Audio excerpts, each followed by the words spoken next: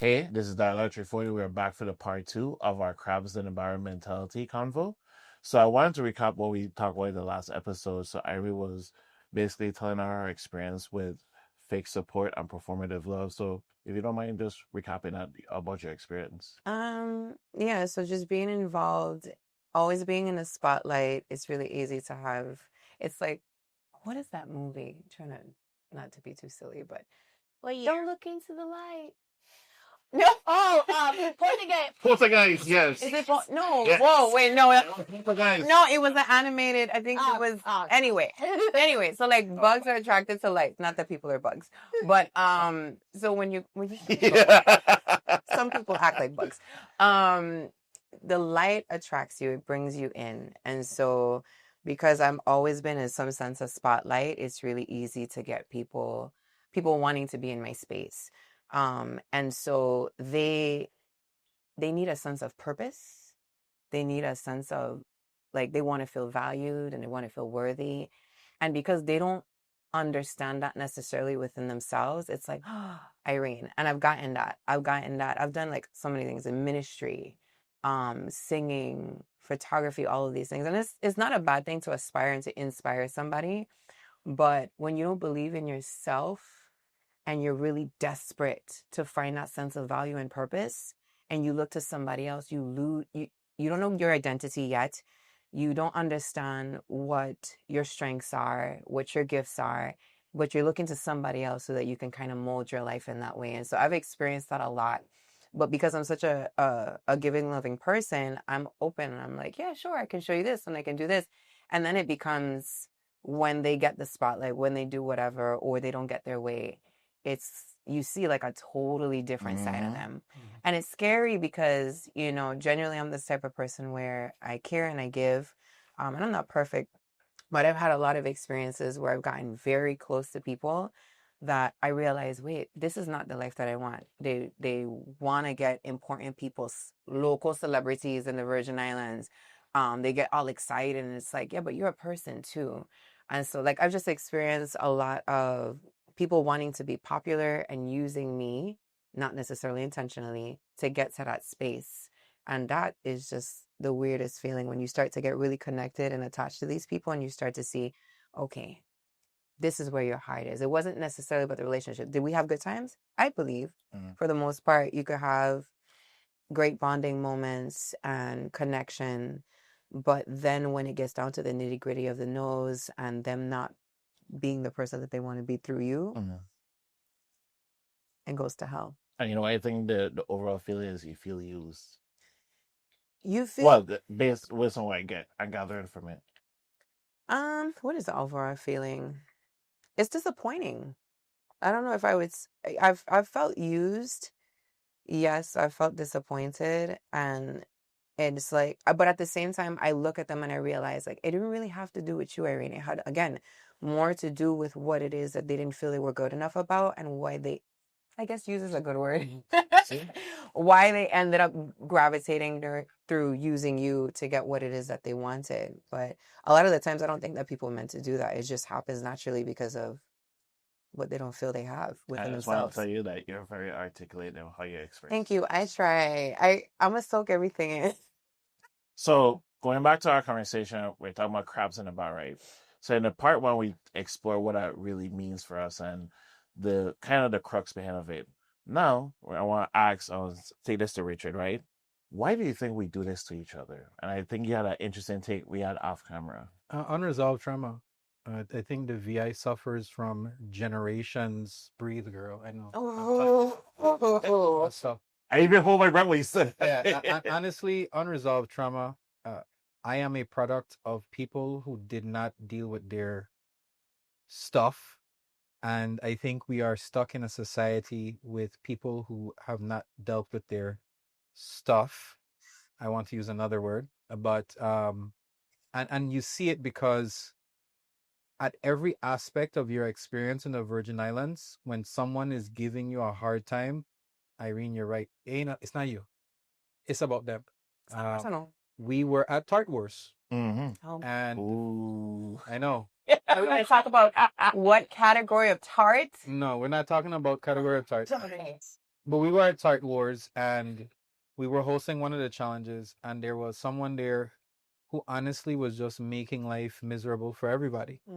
And it was amazing to see that this person's entire like desire was to just cause ruckus.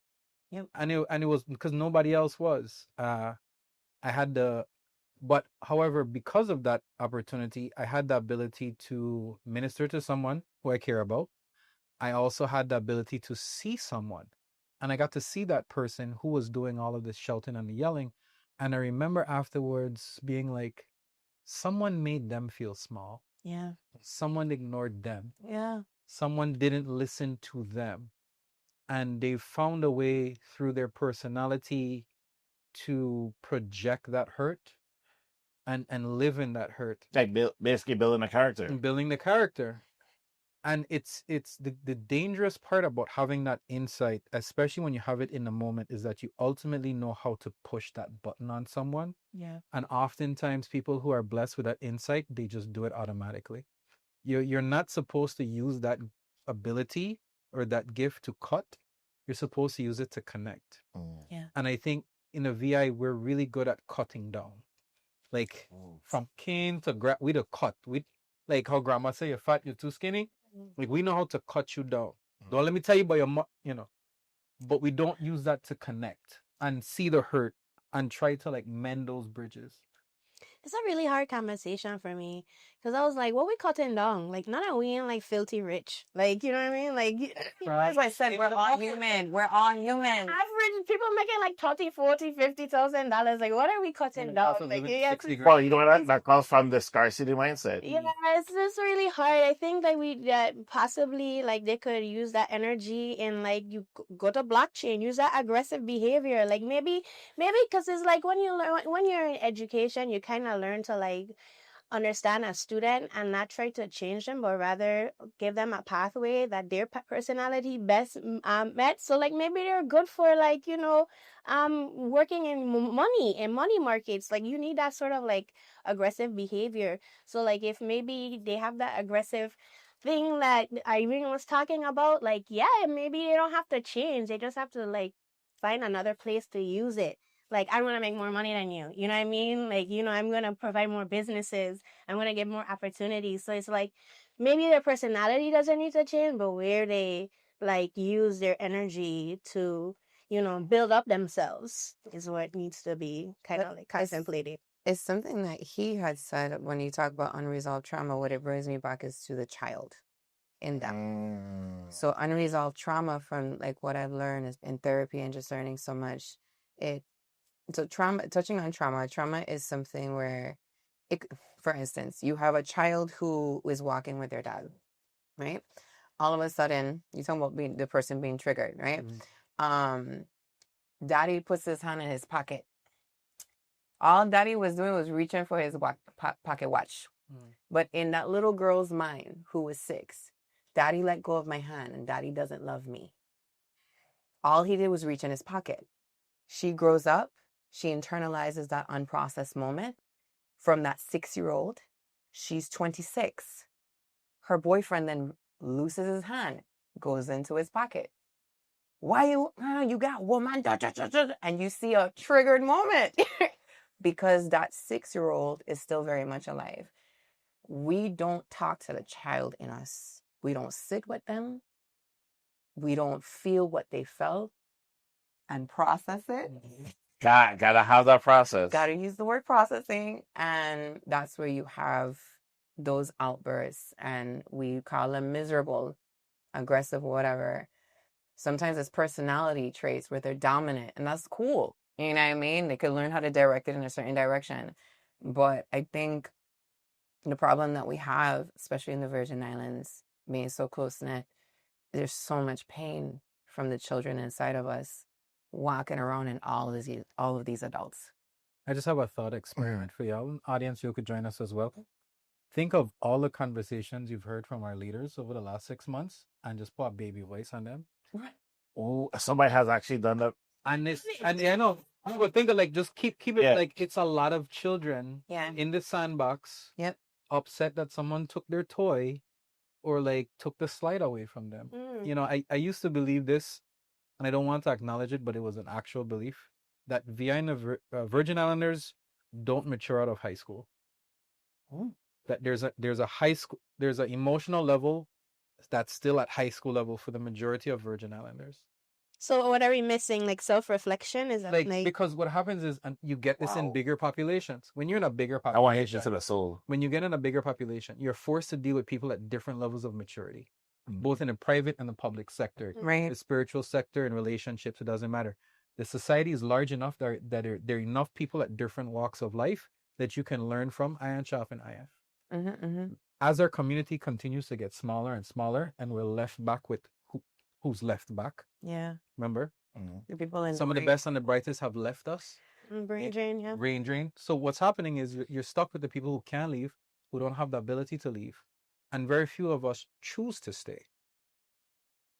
That maturity level is not as mixed as it used to be. So you're walking around with a lot of people who just don't have the emotional maturity to handle leadership positions, complex relationships, complex situations, conflict resolution. Dealing with triggers, as we talked Dealing about. with triggers, man. diffusing a situation. You know? I agree with you. Yeah. So, Chalana, now, because we're in this mode, now it brings up one of the topics, right? We have what we like to consider the culture of complaint. And we really put in our energy, and it feel like it's infused in the culture. I want you to, like, break that down and see, like, why did we get to that place, and how can we get out of it? Culture of complaint. Yes, teacher. Yeah. I think it's also, I'm going to go back to where, like, there's been so many history moments. Yes, teacher. But honestly, but when you think about it, everything of our back to history. It goes back to something that took place in the past. I think we've done really good jobs in the past of complaining and asking for resolution, and then like it came at surface level, and then we found out like later again we ended up back in the same position. So like if we always, the reason why people always confuse 1848 and 1878 is because after the emancipation, like a year later we were back in the same space we were, and then it's like the same situation 30 years later exactly. They had to have another revolution because we don't see it through. We don't see it through. We ask for it. When it gets there and it gets to the height, we don't like see the plan through. We start to like internally break down. So let me ask this before, and I want you to continue after this. Is it because we actually don't understand what civics is?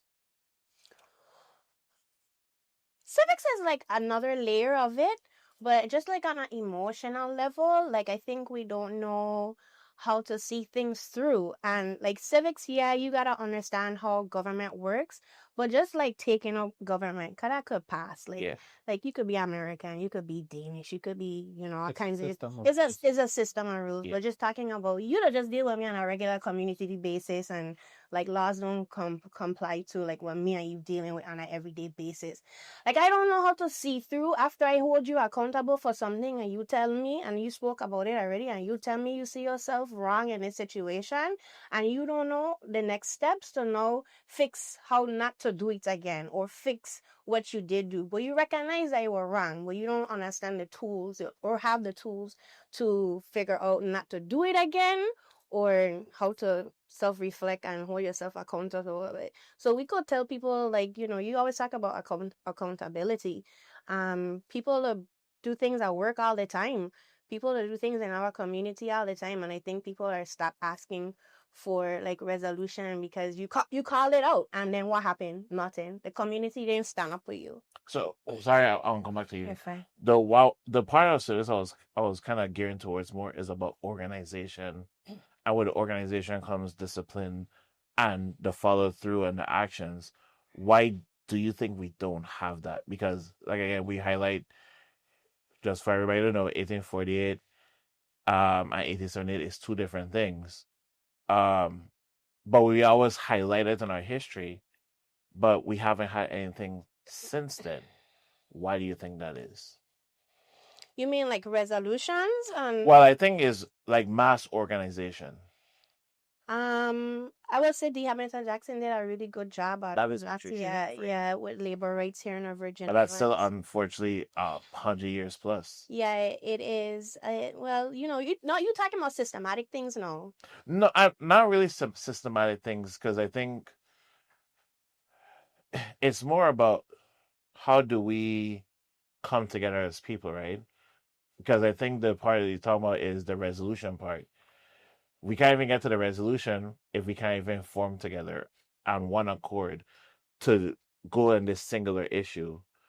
That's the part I was kind of. Well, because we spoke about it on one of your first episodes. I think it's a hard one. I don't, like I said, I don't like to tell people what to do or who to be. It's like a conversation. In your opinion, In your personal opinion, Perspective. We're not a homogenous society. So Define that word. teacher.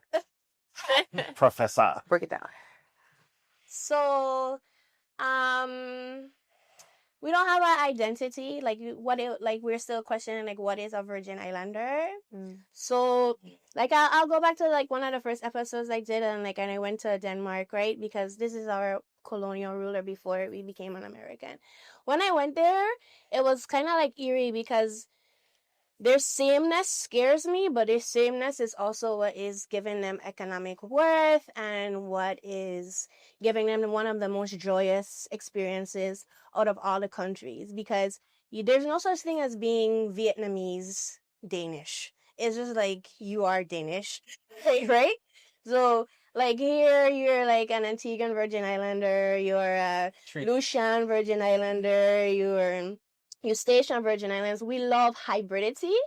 And so we find that to be beautiful as part of American culture, right?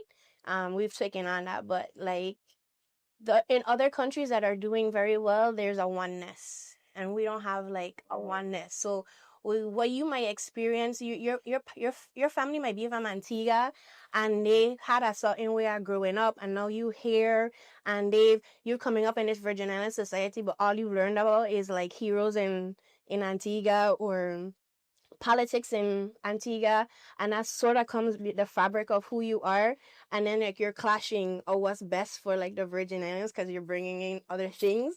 And so some people might argue me, they'll be like, that's beautiful, but then it's also one of the reasons why we don't act homogeneously and we don't have a singular sense of identity or who we want to be, because we're a whole bunch of things. I just think about, I don't remember what it was, but when she's talking, I just think about the melting pot. Yeah, so it could be beautiful, but it's also why the United States is combusting right now, because we're a whole bunch of things. We're Cuban, we're Ukrainian, we're all kinds of things, and we have hybridity. Nobody don't walk around saying I'm just this. You're always this mixed with something else, and then that's causing combustive realities. So, Richard, I want to come to you with this question, right? Because we all know there's people in a society that's really trying to put in for the effort, but for whatever reason, is it gatekeeping? Is it being stuck in situations that's hard to do it? The burnout is becoming real, right? What examples have you seen or experienced, and how do you think we could combat that? So yeah, so basically, with there's people that's trying that made the sacrifices, came home, they brought their specialities, they put in the effort in the community and stuff, but because people aren't used to this thing, or because they don't have the support, they end up getting burned out. Oh my God. This is triggering. So I wanted to know of any experience that you know of. Did you personally experience, or what experiences that you know of, and how do they come over? How do they come out of it, basically? So I remember coming home one time from working in the States. I was managing a clothing store way back when, and I came back to my old clothing store, Urban Treads, with all the knowledge that I got. So one of the major differences in the States is corporate don't play. Corporate is about them numbers. They know how much money they're making or losing by the minute. They don't play. So it was a lot of projections, a lot of quarterly quotas, sales numbers, items per sale, cost per item, items per customer, and there's a lot of data to track.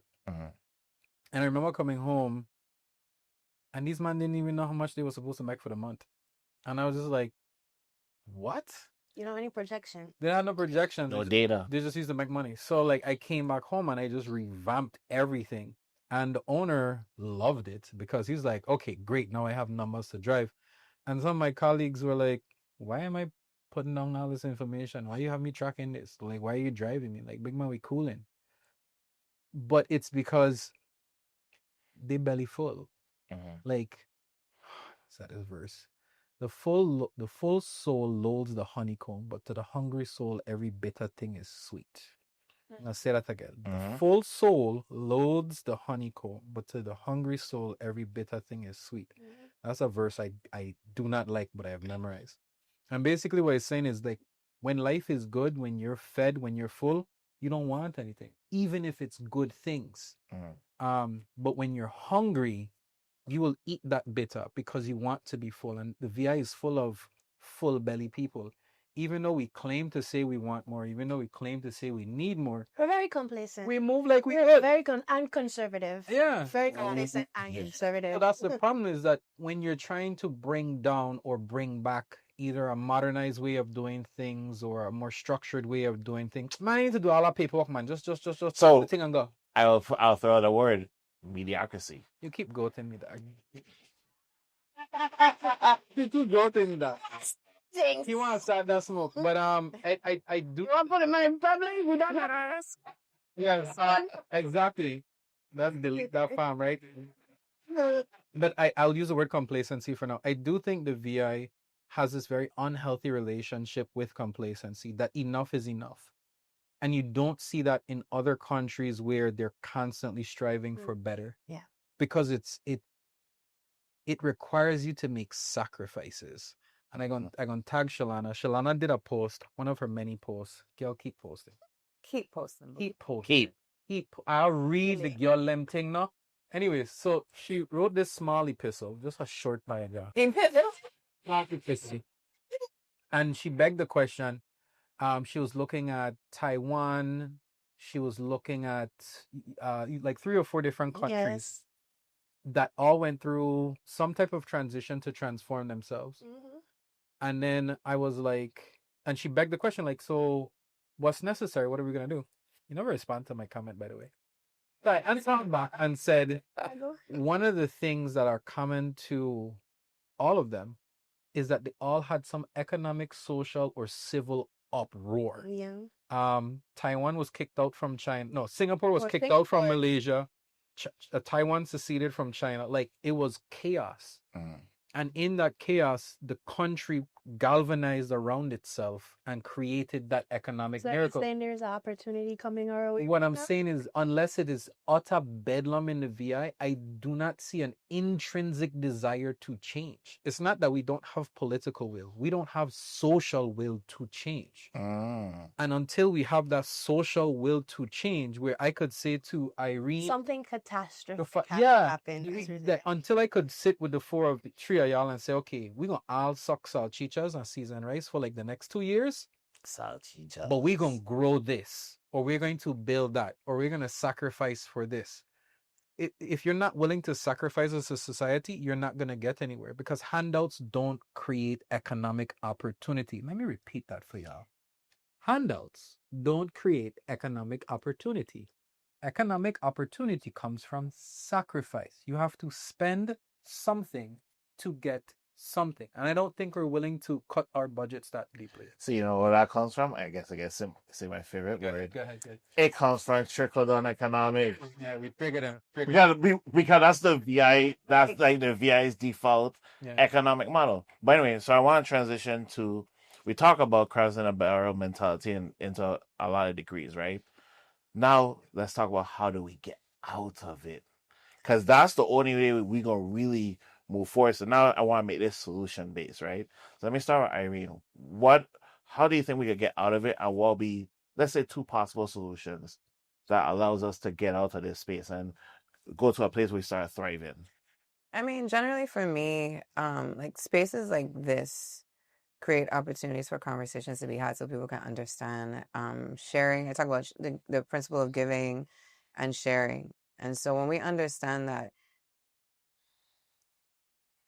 sharing my work ethic, my game plan, how I created some form of success and built wealth doesn't take away anything from me. It shares it to somebody else where they can then give it to somebody else. It's almost like discipleship, So I have to go back to that because that's how we are able to unite and build community when we collaborate. We have these conversations, we understand the need. We create the spaces so other people can grow and learn and build together. And I think for me, that's what's really important, to get out of that crab in a barrel mentality. Because if I'm taught that this is my $5, don't give my $5 to anybody, and that's all I do, I can't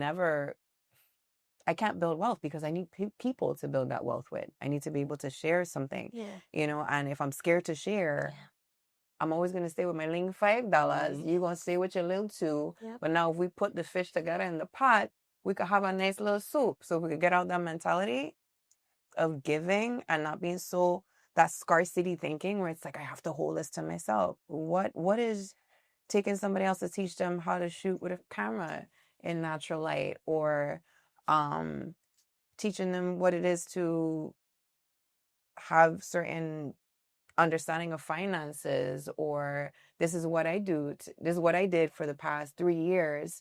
Let me teach you in 2 hours so that you can go and build yourself. But we don't do that because we just want to keep it to ourselves. So I think that's how I would say to grow that. I want to pass on the same question to Chalana. How do we get out of the crabs in the bar mentality?